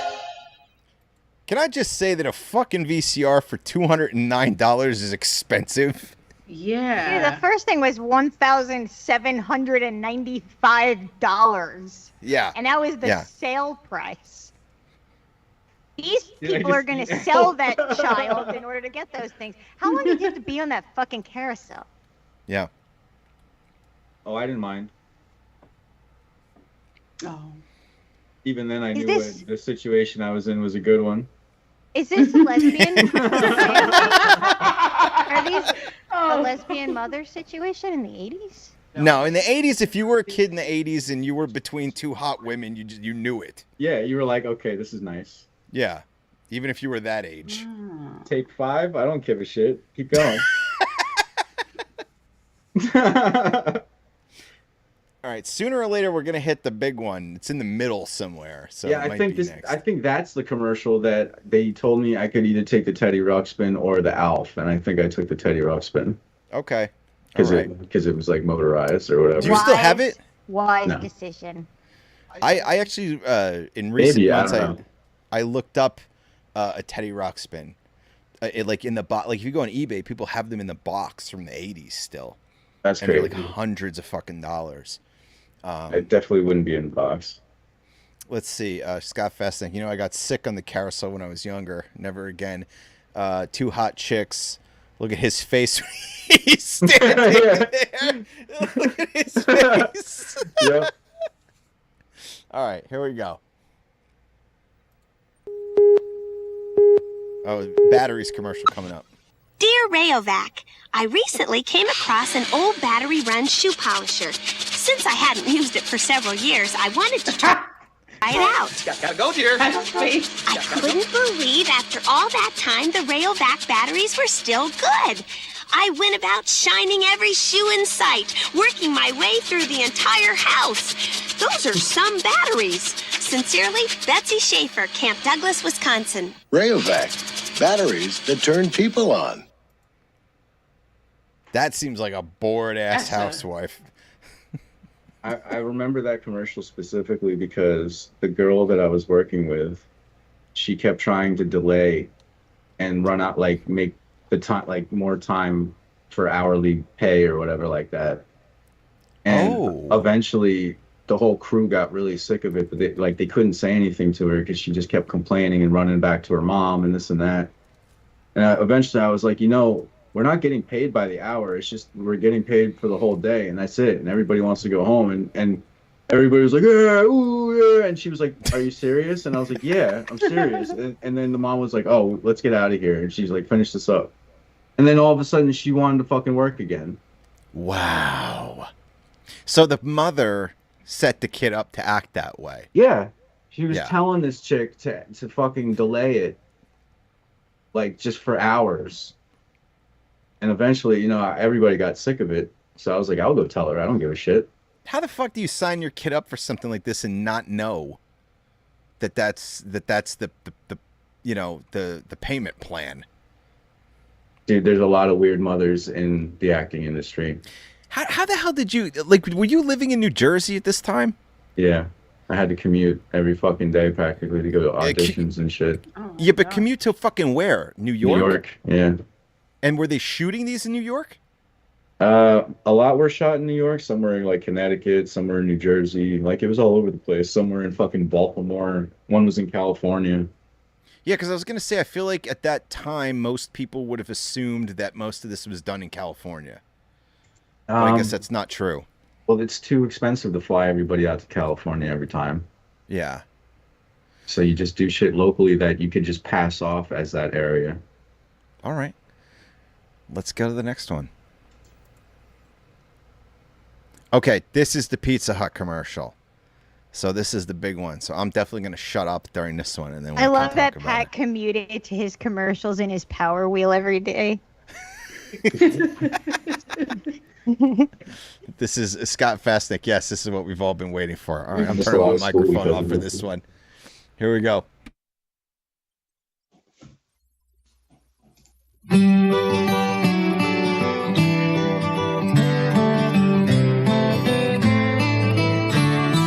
Off in the distance, the game's dragging on. There's strikes on the batter, some runners are on. But suddenly everyone's looking at me. My mind has been wondering, what could it be? They point to the sky and I look up above, and a baseball falls into my glove. I play right field. It's important you know. You gotta know how to catch. You gotta know how to throw. That's why I play in right field, way out where the dandelions grow. As a proud sponsor of Little League Baseball, Pizza Hut welcomes all the kids who make it great. Making it great. That commercial is like, okay, so like we've talked about this 100 times, but like, you know what blows my mind? I'm sorry, but I didn't realize it until just now. What year was this? 1990. Okay, and Sandlot came out in 94? There are 2 scenes in this commercial that are almost directly in the Sandlot. Like, clearly you influenced that movie. There are 2 scenes in this commercial that are almost identical to 2 scenes in the Sandlot. And I know that fucking movie by heart. I can recite the entire movie. There's, like, Pat, you influenced one of the best movies of all time. And you didn't even know it until right this second. That was a really good movie. Scott Fastnick says, Rick, we are literally doing the same thing and singing along. What was wild about that commercial, too, is that, okay, so it was on the Ninja Turtles VHS tape. And that's why everybody knows this commercial. Because we all... The first Ninja Turtles movie is one of the best movies ever. But it was also one of the longest Super Bowl commercials ever at the time. That's true. Because it was 2 commercial slots. But we didn't know it from that. Long. Like, we knew it from the Turtles VHS tape. And anybody who owned that fucking tape knows that commercial completely. Because for whatever reason, we never skipped it. It's like a cultural phenomenon. Like, because everybody that I know, especially like within, dude, like within 10 years of my age even, knows that commercial for that reason. Because you'd put that tape on and you would just watch that commercial. The weirdest part to me was that it was a Pizza Hut commercial and the turtles eat Domino's. That was a popular question. Like, how come it was a Pizza Hut commercial? Yeah. Instead of Domino's. Pizza Hut must have Pizza Hut's supplied. scarier. They. Think Is about pizza? Hi, Mom. Hello. Which one do you remember most, though? What do you mean? This is a good question. Do you remember them eating Domino's, or do you remember the Pizza Hut commercial more? It's I would probably have to say that I remember them equally. So I guess they won by sneaking that in there on the tape. You know, like they even the playing field for themselves by sneaking it in there. It's real smart. It's real smart. Yeah, I would love to interview like a Pizza Hut exec at the time and be like, what was the game plan here? Because the whole movie is a Domino's commercial. Like, guys, you don't even realize that when you were younger, you could have walked into a Pizza Hut and you were standing next to one of Pat's cardboard cutouts that they had inside the restaurants. 100%. They had little Pat cardboard cutouts of him with his baseball glove. Yeah, everywhere. All over the whole country. How long did they keep them? It was actually taller than me when it came out, too. It was like 2 inches taller than me. They made you taller? Well, no, because it was a cardboard like cutout, like full size, but it on the stand it was like 2 inches taller than me. So I was standing next to it and be like a little taller than me. What's wild is that Pat was on this show for months, and I had no idea that that's who he was. And our mutual friend who was on the show with us. I don't know. I even think about ever. Our mutual friend who was on the show with us was just like, do you know that he was in a Pizza Hut commercial? And I was like, what Pizza Hut? And then he told us it was the fucking Turtles, the Ninja Turtles commercial. And like everybody within 5 to 10 years of my age that's been on the show that we've told that to has absolutely lost their fucking mind when they realize that that's who it is, because we all know that song and we all know that commercial. And it was wild to think that, like, it's a cultural, like, that commercial is just part of the culture. It's just ingrained in all of our minds. Like I didn't find out he was on the show and then like went back and then like watched it so many times. Like I always knew that song. I knew that song forever. I've known that song for like fucking 30 Dude, we found years. whole chats on like Reddit and Facebook of people talking about this commercial and talking about how it changed their lives. It's like what they remember about their dead dad. They got the fucking song lyrics. One person said they got the song tattooed on them to remember their father. Like you're a cultural phenomenon. Cultural icon. Yeah. It's crazy. He is the culture. I never even think about it, or it's not like I live that, it's just only when people bring it up or something, or Somebody shared that commercial on Facebook recently, like just like 2 weeks ago, and I saw it. And like it got like tens of thousands of views and thousands upon thousands of comments. And like I always have like the weirdest thoughts about that commercial too. Like there's a scene where I'm actually gonna back this up a little bit. Because there's a scene in this commercial, this right here actually, where you're catching the ball. Do they have it's such a dumb question, but like, is somebody holding a camera up high, or do they have it like on a crane and it's sort of like looking down? Because this is so professionally shot. Like the other commercials that we saw are sort of almost like local commercials when compared to this. This is shot like a movie. Yeah. So is that camera on like a crane, or is somebody holding it? No, you're right. It's on a fucking long ass fucking boom that they lowered directly into the glove, like I was catching it. Yeah. Yeah. It was fucking high as hell. It was like 20 feet up in the air. And Useth just said that's a Sandlot shot. Yeah. 100% right. That's one of the two shots that's immediately from Sandlot. Like 100%. I want to make that 100% clear that Sarah's 100% right. The Sandlot. You don't have to tell me I'm right on this. I know the Sandlot better than anyone I don't have else. to tell. I don't have to tell you. But I got to tell everybody in the world. And Scott, yes, I think it is. I think Pat mentioned that to us once. Oh yeah. What? Is that catcher. Goldberg from the Mighty Goldberg, Ducks is the catcher? Yeah. It is. he was a very whiny kid. He only sat with his mom, and I think he ended up crying at one point. I forget for what though, because he didn't really talk to anybody. Is it stressful to do a commercial of this magnitude? I think you know what he was crying about. He wasn't the main character. Wow. What I think that's what I remember it being about. He wasn't what he thought he was gonna. His part wasn't that big or something like that. And he was like on a bench crying with his mom about it. Ooh, Sith, did you call him a pussy? I mean, I walked by and I looked at him, but I didn't say anything to him. You just threw your hot dogs at him? He was crying on his mom's like shoulder, and like I was like, what are you gonna say to him? Like, do you know, walking into a commercial of this magnitude, do you already know you're the star of the commercial, or is it something that gets figured out after you get there? Oh no, it's like this particular one. It was like, I think it was like the pitcher and me were figured out, and everybody else was kind of like grab bag, I guess. I love that when Pat talks about his kid self, he just sounds like adult Pat. Like, yeah, I just walked up to the girl and told her, like, we're getting paid late. Like, he just sounds like adult Pat. And, right, that's how I said it to her, probably. Like, yo, we're not getting paid hourly for this. He's like, I just lit up a blunt and I told her, listen.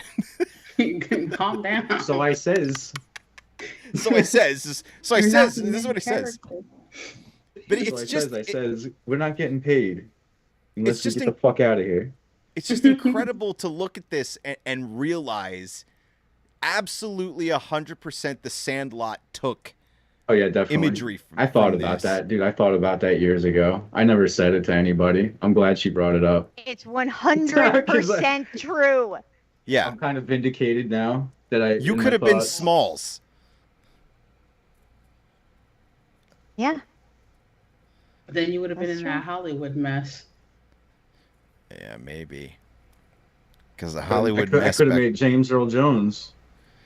Dude, James Earl Jones is so underrated in The Sandlot, it fucking hurts. Because when people but you know what? That's fine. Yeah. I think. I don't know.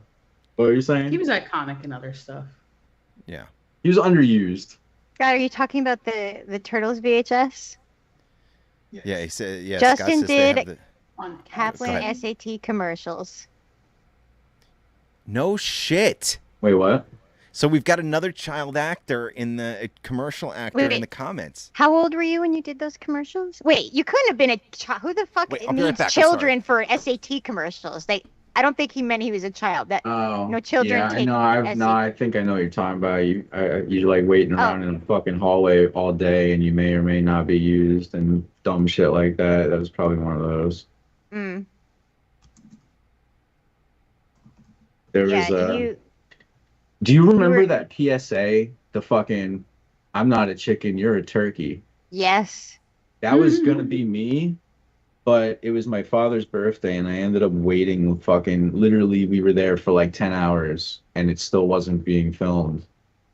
And they were like, I was like, when's my fucking part coming? And they were like, oh, it's gonna be later, like it's gonna be a couple more hours. And we were like, we were already late for the party, an hour away, and I was just like, you know what, fuck this. I think it was gonna be like a free thing too. We weren't even getting paid for it. It was like some volunteer shit. It would have been nuts if you were. But I could have been the fucking. Oh my God! I'm not a chicken. You're a turkey kid. That would have been me. That would have been insane. Like that would have been fucking nuts, dude. Yeah. Yeah, shit was nuts. I hated that kind of stuff. You're just sitting around. It was dumb. And it was like, I mean, the person who did that commercial, he's in it for like 10 seconds. I mean, that commercial is really short, like fucking really, really short. Yeah. But they were the thing is, they were filming like 10 different PSAs or 20 different PSAs for all across the country. All different ones. Like there was people playing fucking French horns and just pretend you're fucking playing it. You know, that kind of shit. Like it was a nightmare. It was just a whole fucking hallway of different sets going on all at the same time. Mm. So So here's my next question about this commercial. When you're shooting this, do you know that the intention is to put it on the Ninja Turtles tape? No. We Like, don't what know do where you it's going to be played. We don't know if it's, I mean, sometimes they tell you, oh, it's going to be national or international. Were or you like, a Ninja Turtles fan as a kid? Me? Yeah. Huge, yeah. Fucking A, When dude. when I found out it was on the Ninja Turtles tape, it blew I blew my mind, you know. I was like a pig in shit. Like How I was old? crazy happy about So that. you must have been, what, 10, 11, 12? It's 9. Okay, so you find out that Maybe hold 10 on. when it was released on the tape. Hold on. So do you know, I don't know how to word this.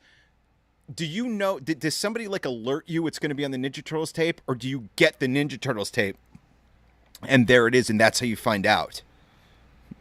Oh no, we were alerted like right before it dropped, yeah. We were alerted about it, and we were alerted that it was going to be on the Super Bowl too. What? Amazing. Yeah. And they had to pay 2 slots for the Super Bowl, which came to a million. It was 500,000 a slot for 30 seconds. So they had to pay $1 million, which was a shitload of money for a Super Bowl commercial at the time. Now, when a commercial like this gets accepted to big venues like that, like the tape and the Super Bowl, does that mean more money for you as well? Yeah. Not like a lot, not like nowadays. Yeah. But like maybe a few thousand, 5,000, something like that, 10,000. And at 9 years old, are you jumping up and down when you find out this is going to be on the Ninja Turtles tape? Like, are you like thrilled? I was probably more excited about the Ninja Turtles tape than I was the Super Bowl. Yeah, I would figure that. My dad was excited about the Super Bowl. He was telling everybody, he was like, "You're watching the Super Bowl, right? Watch for the commercials." he was fucking. Dude, it was crazy in here when that shit happened. The whole fucking house erupted. Oh my god, it's on! What a fucking amazing moment. Yeah. When I was that age, I made a double play in a Little League game, and I didn't even know what had happened. And it was like the most celebratory moment. I wasn't even sure what happened, but like I can't even compare it to what this shit must have been like, dude. Dude, I had like a bunch of people from school calling me up. Yeah, but like, yo, I'm watching the Super Bowl and you're on fucking TV right now. What the fuck? I was like, yeah. Wow. How amazing. Ustis said he's living off that Pizza Hut money still. How long did you get free Pizza Hut for this? I didn't really abuse it, so not that long. But then later when I was like broke a couple times, they gave me free pizza. I was like, you hook me up. And they were like, all right. But you walk in with the VHS, that was like you're high like school, like I was starving after class and I knew my parents weren't gonna be home type shit. So I went there and I was like, give me a fucking small pizza. You come at the Turtles tape, you're like, do you know who I am? Pizza Hut royalty. He comes in the baseball uniform. It's too small for him, but he's all squeezed into it. We went to like the one, there was like one on 35 somewhere. There was a Pizza Hut years ago that we went to shortly after the cardboard cutouts were released. And we walked in and there was one standing there. And the lady saw me standing next to it and she was like, "Are you that kid?" And I was like, "Yes." And she was like, "Holy shit, he's here." And she was like yelling, "He's here," from like the whole place. And like we got free food that day and everything. It was funny. And as a kid, are girls interested in you because of this? Like, do they respond to this? If they did, they were too shy. I mean, the hot dog girl. The hot dog girl, maybe. Yeah, the hot dog. She was rejected hard. Yeah. She was denying her the wiener. Yeah, you were not getting Blizzy. Wasn't it a turkey chicken wiener? I think it was probably. It was. Yeah. A turkey chicken. I didn't eat any of those hot dogs. I wouldn't eat a turkey chicken hot dog either. I would. A turkey chicken hot dog is look, listen, a beef hot dog has got a certain flavor and flair to it, but if you ever get a ballpark Frank that's more chicken and turkey based, I promise you it's delicious. Here's what I don't get, and this is what makes me suspicious. If you're making a turkey dog or a chicken dog, there's absolutely no reason at all to introduce the other one to the project. If you're making a chicken dog, there's no reason to be like, let's throw some turkey. Listen, Sarah, I don't know what you know. I don't think you know hot dogs very well, but I'm going to tell you right now, okay? Hot dogs got like ground up hooves and claws and shit in them, and you know what I mean? No, like they don't. Yeah, sure they do. They use that for other stuff. There's probably pigeon in that turkey chicken. Yeah, sure. Dog or something. Probably some little old Italian lady asking for cow hooves in some fucking right. somewhere. I'll take the hoofs. Okay. I want the head and the I hooves. remember the pig's feet in my grandmother's refrigerator. That's Italian as fuck. Or the fucking the sheep head. The sheep head. My dad told me that my grandmother used to destroy dinner because, you know, they came from the Depression era, so they wouldn't waste food. And he's like, yo, we'd come home and there'd be this incredible sauce, like tomato sauce cooking on the stove. And then she'd take like the meat sauce from the night before and dump it in so it wouldn't be a waste. And she'd just fucking ruin it. And and he was like, and I'd fall to my knees like, what did you do?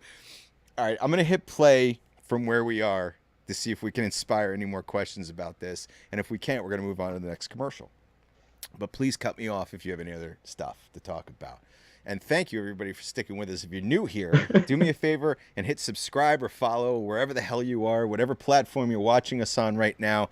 And if you're new on Twitch, for the love of God, hit follow because I want to see that the new graphic off. So here we go. I play right field. It's important to know. You gotta know how to catch. You gotta know how to throw. That's why I play in right field, way out where the damned emotions, you know. Can I also say that field, Sarah, the field that they show also reminds me of the Sandlot Because it looks like to look like that. Yeah, it looks like a shit ass field. They purposely put a fucking tire out there. I don't know if you saw it. There's like a bunch of crap in the background. For the aesthetic. Right, but if you're a bunch of kids playing baseball, wouldn't you just move the fucking tire? Yeah, it was. You know what I mean? Commercial, man. For that it was 2-second scene of it just barely shown. Yeah. As a proud sponsor of Little League Baseball, Pizza Hut welcomes all the kids. I was like, I don't have to run for this ball, dude. I'm probably gonna trip on shit. Wait, what the fuck? Is that the Mighty Ducks kid behind you? Yep. Yeah, it is. Lurking behind me. Yeah. Yeah. He's just trying to get his face in there. Wiping his tears away. Because he's not the main character. Legit. Yo, I couldn't believe that. I didn't think he was like that when I met him, but he was. Interesting. Usith asked, what did you guys talk about in that part? I actually had a line there. They had me saying something. They told you what to say. So you guys are having a fake conversation here. It's a fake conversation, a scripted conversation. Yeah. And I don't remember what I was saying. God, I would love to know what you said. Man. You're probably like, I caught that shit and I was the star and you suck. Hey guys, this pizza is nothing like those hot dogs. Something like that. I don't know what to say. What can I tell you? I don't know. Here we go. Making it great, baby. Here we go. New York Telephone and I have been through a lot together. There was animal training, then home improvement, and driving lessons. New York Telephone always took care of the wiring they installed in my home. Then, I got this in the mail, telling me a federal order could change that. Now, if you want New York Telephone to continue taking care of the wiring in your home, you have to tell us, by mail or by phone. If you don't, we'll have to discontinue your current wire maintenance service. To keep the protection you've got now for the same price you're paying now, return this form today and say yes to wire maintenance service. New York Telephone and I have been through a lot together, and I want to make sure we stay together. Definitely. Keep the protection you've got today. Call now, 1-800-777-WIRE. Epic elevator music. Oh my God, I haven't seen the inside of one of those boxes in so long. Oh, it brings back such fond memories. What do you mean those little phone boxes? Like interesting story about those. I always boxes. wondered what that was. Me and my dad built a black box out of one of those, and it was awesome. I built my own phone box too that I could make three-way calling with 2 lines before the three-way calling existed. Nice. We built one with a resistor on it and an on and off toggle switch, so that way we could make free long distance calls because it would keep it underneath the. Beautiful. It was. Yeah, I was gonna do that, but really then I was like, I don't have anybody to call long distance, so why am I miss those doing days this? so much. Yeah, man. but you know what constituted Freaking long was distance great at the back then. time is so fucking confusing. Like when I was in the 7th grade, No, I it was in love wasn't. with a It girl. wasn't. I was in love with a girl who lived in Freehold, and like that was considered long distance to some extent. That's true. Like, okay, so I just want to say, sorry, can you mute? Uthis says Hi prenatal. hi. I was gonna say hi to prenatal. Uthis says, "Fuck Mighty Ducks, go cry more." Damn. Scott Fastneck says you should have definitely clipped her ankle with that RC car. New Jersey Joker said the scripted convo. So I was supposed to share my glizzy with this little bitch, but I was like, nah, this shit's mine. And Prenatal said that's what she said. I love this. That was probably my favorite show. moment in all the commercials that I've done was the fucking denying the chick the hot dog. That was the funniest. You're like, nah, nah. Get out Sorry. of here, bitch. Sorry, you're gonna have to work a little harder for this. By the way, guys, in case you're wondering, we have Pat from the Pizza Hut commercial emojis, so you ought to, cash in on those. Post those. Should have. They are really good. Should have Lady and Tramped that glizzy. I don't know what that means, but I like it. Oh, Lady and the Tramp. Oh, when they share right. the spaghetti You should have noodles, Lady they and the share Tramp that glizzy? glizzy. Okay, got it. All right, yep. I read that so stupid. There we go. That's crazy. I built a black box way back when so I could get free long distance for my modem. That's dope. Hell yeah. That's That's dope. pretty good. Yeah, I did the same. Did yours have did you have a toggle switch on yours to turn it on and off? Nice. I had a little one on mine, and it had like a red light that would turn on when it was in use, like when it was turned on. That's pretty good. I had toggle switches in my 1980 Cutlass Supreme that I had that would turn on the fog lamps, and then I also had an entire bass system that was so big we had to take the back seat out, and you'd turn that on and the whole thing would light up and the car would shake so bad the windows sounded like they were going to break. I miss that car. Dustin, those were the days. I so badly miss fucking with phones. Everything's so goddamn boring now. So boring. I have no idea what you guys are talking about. It's like dissecting atoms. So like regular, like old phones used to run I don't know what the fuck. on tones and like for example, there was a fucking whistle in a Captain Crunch that was literally the exact right fucking sound to fucking make long distance calls. Yeah, but you could also get pay phones to spit out change. With You the could right like tones. for example, you could take a recording of the sound. Like if you ever used a payphone, when you put the money in, you can hear it make a sound in the headpiece. It makes like a click almost. If you had a recording of that, you could trick the phone into thinking it already took the money. Like, right. OG phones were so much more fun. Yeah. Like, Krista, do you see like the generation you're dealing with here? Like all we did was hack shit. Like, yeah. Let's see. Oh, okay, so the pat emojis are blowing up. I remember seeing so much shit for those boxes in the Anarchist Cookbook. Dude, yeah, man. Let's see. I had a green light. I still have the big orange book.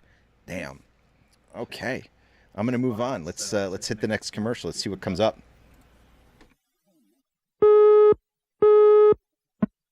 2 days ago, my life changed. Mom bought Joy. She says it gets dishes so clean they shine. That was my downfall. See, I'd been slipping Brussels sprouts to my faithful companion. Now, Mom looks in this clean, shiny plate and catches the whole maneuver. Joy's clean rinsing formula was made to remove dishwater film, so there's nothing left on dishes but the shine. If your mom gets Joy, you'd better learn to like Brussels sprouts. Joy, the clean comes shining through. Two things. Number one, I never realized how ginger you were as a kid, and that's not hating you. That's not hate at all. I come from a family with a lot of Irish in it, so I get it. When someone said you could have been Squints, I was like, I don't know, because then I don't think they would have wanted two redheads in Sandlot. They would have had to get a different Hamilton, the Babe Porter, who was the other redhead. Dude, Sarah, I was actually going to ask you who's the other ginger in Sandlot, and Ham the Babe Porter wears it. You know what? So well. They actually, I'm pretty sure I did audition for it now that I think about it, but they wanted to go with the heavier kid. That happened to me with fucking Hook too. I got the part for that fucking Marbles kid, and then they were like, "Yeah, I was gonna be Marbles in Hook." But they ended up changing it at the last second because they wanted the kid to fucking roll down the staircase, and they needed a fat kid for that, so they went with the other kid instead. This is one of my favorite episodes of this show I've ever done in my life. I just want you to know that. Like, this is amazing. Let's see. The smile. And by the way, I just don't feel like a dog would eat Brussels sprouts in real life. He wouldn't. You're right. They had to make cheese balls with green food coloring that looked like Brussels sprouts, so the dog would eat it. The dog would eat cheese balls, absolutely. Or you mean taking someone's phone that's logged into someone's FB and making a stupid statuses and hacking? Hook is the shit. All right, let's run the next commercial. See what we got. Hook was pretty good, yeah. Pepperidge Farm coming up. Things just haven't been the same at the park since folks started eating the latest breads from Pepperidge Farm. Whether it's the nutrition, brand, and robust taste of hearty slices, or the full satisfying flavor of lifestyle breads, it all means Pepperidge Farm's bacon, moist, wholesome breads for everybody. Of course, some in these parts would dispute that.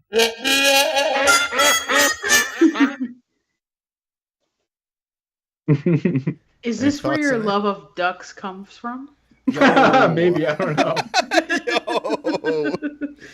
I've just always been surrounded by cool ducks, I guess. Who said this? How many fucking commercials were you in? I at the end of my career, I did the count. It was like 25, including print and radio and like book covers and every fucking thing else.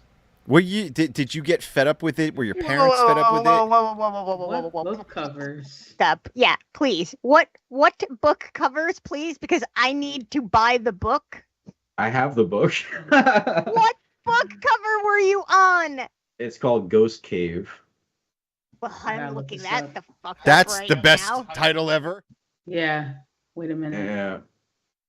It was an alright book. I did a book report on it 1 year because fuck it. I was like, I already got the book. Did you get an A+? God. Yeah, of course. I was like a straight A student. The Ghost Cave. Is it the book cover that has the dog and the two kids? Two kids. One's like a miner hat. Yeah. Yes. Oh my God, Pat! This is blowing my fucking mind right now. I was drawn. We took a picture for it and then we were drawn. I want this book so bad. I'm buying it right. I'm buying this book. Don't buy it. You want it? I'll give it to you. I need to buy this book and I need you to sign the fucking book. This is so exciting. That's funny. Yeah, that's it. Ghost Cave. What? Oh my God, I love this Holy so much. Shit. Buy the book. Buy the book right now, and I want Pat to sign the book. The cave is their secret. If they Pat, escape alive. I also want you to sign my copy of the Teenage Mutant Ninja Turtles movie. He should just sign our Ninja Turtles arcade machine. and my arcade machine. Like, I want you to sign it. This is amazing. Holy shit. There's so many people on eBay selling this fucking book. Yeah. Well, you can get this book on Amazon. It's not rated probably very well.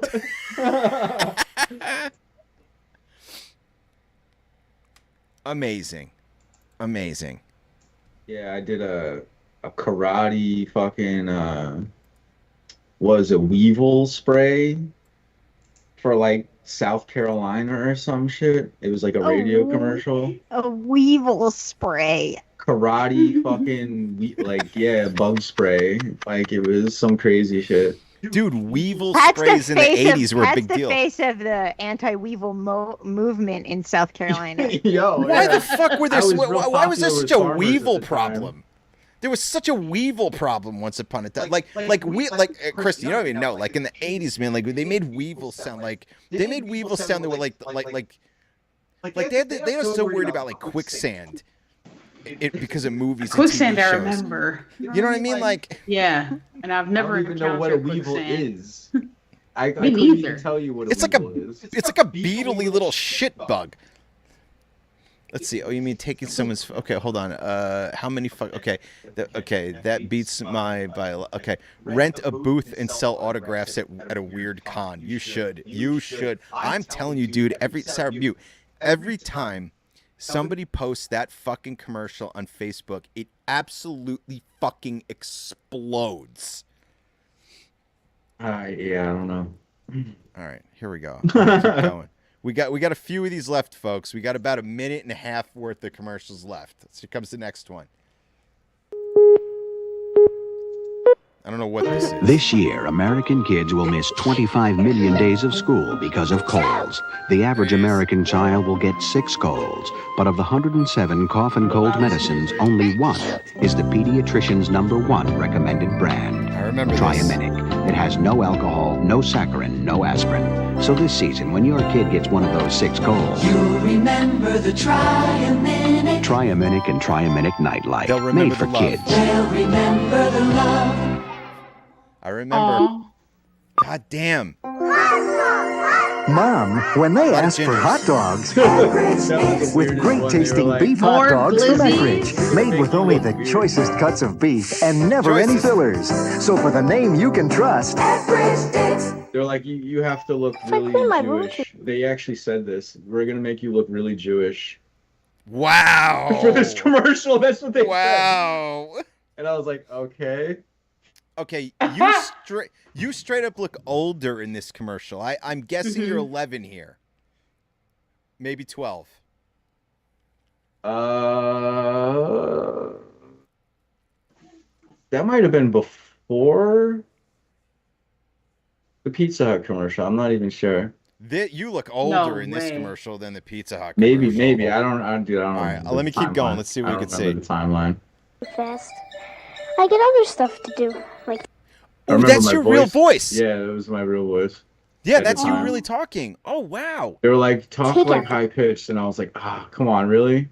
They asked you to talk high pitched. Yeah. Bonkers. Garbage. Ugh. Parents are never satisfied. So I just take my time. Like I might move this car or something, and I have to do it over and over again. Look, the only way to satisfy parents is to send them to an Acura dealer.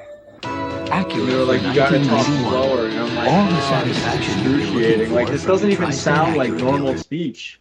At this point, I'm like, we got 38 seconds to go. Let's go. My very first I don't think the director knew what he was talking about for that one. It was the 80s, man. Boomers ran everything, and they were all fucked up. I've set the favorite.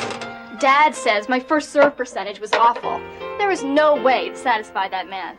It's always, Andy, you're too slow coming to nets, or you should have hit topspin, not slice. I finally figured out how to satisfy him. I gave him the number of an Acura dealer. Terrible. Acura for $19.91. All the satisfaction you've been looking for from your tri-state Acura dealers. That just happened to be on the same tape that they gave me. That was the other half of their commercial. That was some weird shit. That's the end. That's all the commercials, guys. Yeah. That was one of my favorite shows that we ever did of all time. Like, that was absolutely awesome. It's like super blurry, at least for me. But like, look at all the Pat Easter eggs in this. Yeah. There's a little Polaroid with a Pizza Hut in it. You got the Finding Pat poster. Nice. The other Finding Pat poster. There's an Awesome Talk poster here. Yeah, man. Listen, guys. This has been an amazing show. Pat, do you want to add anything else before we close? I got the Pepperidge Farm guy's autograph. Yes. Oh, nice. Yes. Yeah, he wrote me a little note. His name was Charlie. And you also have one of the cardboard cutouts that was in the Pizza Huts. I do have one of the probably last existing one. That is the best thing ever. Scott Fastneck said tonight has been an awesome show, and I just want to say that all of you watching there tonight, everybody who's been active in the comments all night, I love tonight. Tonight has been a great show. It's so good to be back. I'm so glad to be here. And Scott, if you find another one of those cardboard cutouts of Pat, you got to let us know, man, because we're looking for them. Pat, listen, I know I'm gonna die before everybody else here tonight, but if you have a will and just by chance that it doesn't go that way, I beg you to leave me the cardboard cutout. I beg you. I don't know what to do with it, to be honest. I should probably laminate it or something before it gets destroyed. Yes, you fucking should laminate it. You should definitely do that. Yeah. Where do you even go to do that? It is a cultural icon, and I'm not kidding that whenever the flying fuck you're actually able to be in my house again, I really do want you to sign my Ninja Turtles machine. Ghost Cave is about to be viral. Yeah, it is. There's going to be a weird surge in Ghost Cave all of a sudden. Because I got to tell you, the conversation we had tonight about that commercial is going to go viral. Pat, what is Ghost Cave about? What is Ghost Cave about? It's... I don't even remember. Pat, you did a book report. Come on. Come on, Pat. You got an A+ on it. In the cave, and there was a ghost lingering, and they found the object, and they ended up putting it back in the right spot, and then the ghost was happy or some dumb shit. It was stupid. Did you really get an A on the book report, or did Kristen make that up? No, I did. He said he was a straight A student. Okay. Dude, I don't remember it. I read it and I fucking I skim shit when I read it. I never cared about reading books like that when I was younger. I was more into nonfiction stuff. I love that you were on the cover of that book. I love it more than anything. I want a framed picture of the cover of the book. Remember Tic Tac Toes, the Chef Boyardee? Yeah. I did a print for them. I was in a magazine commercial for them. What? It was a whole page with the tic tac toe and everything. You're a cultural icon, Pat. Literally. Cultural icon. Justin, it doesn't allow links, so you have to sort of slyly place it without it being in link form.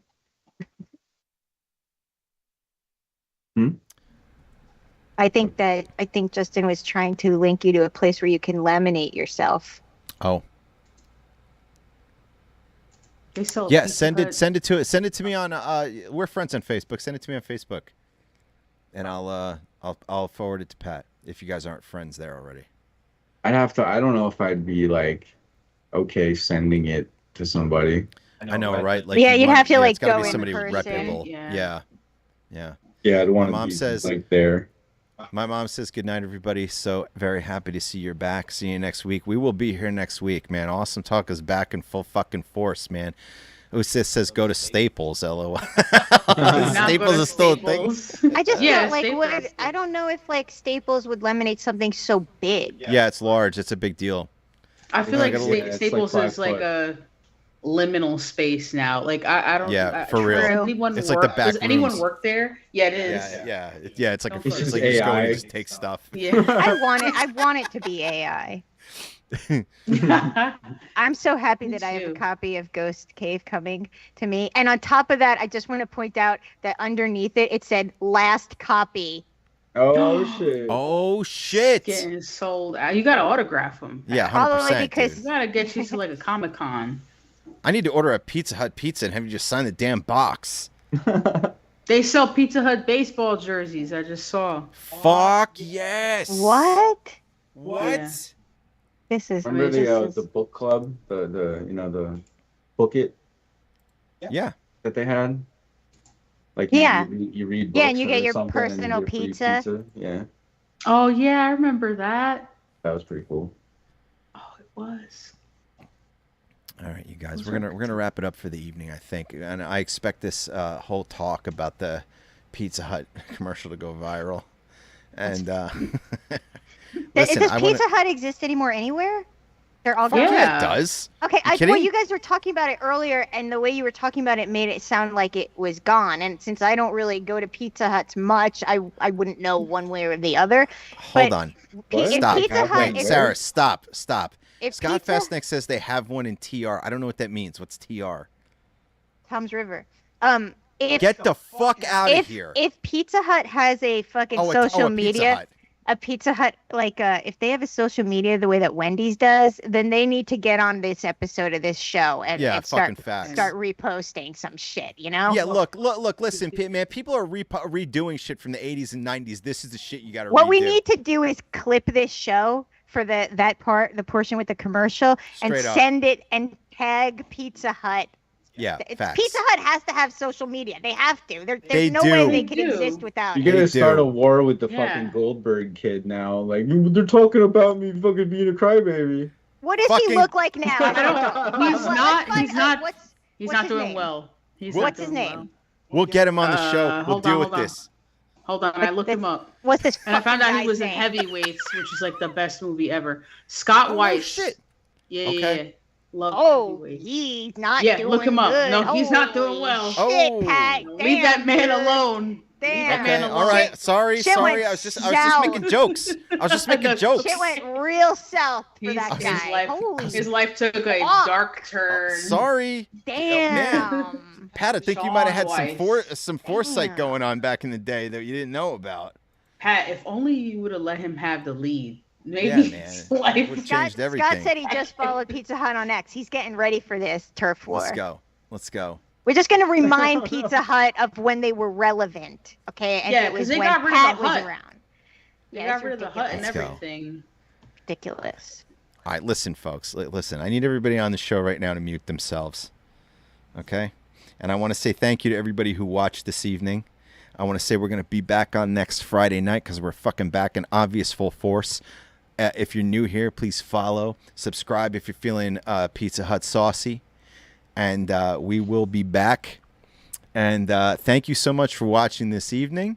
And I cannot fucking wait to get back on here next Friday night. So let's fucking go. Thank you, everybody.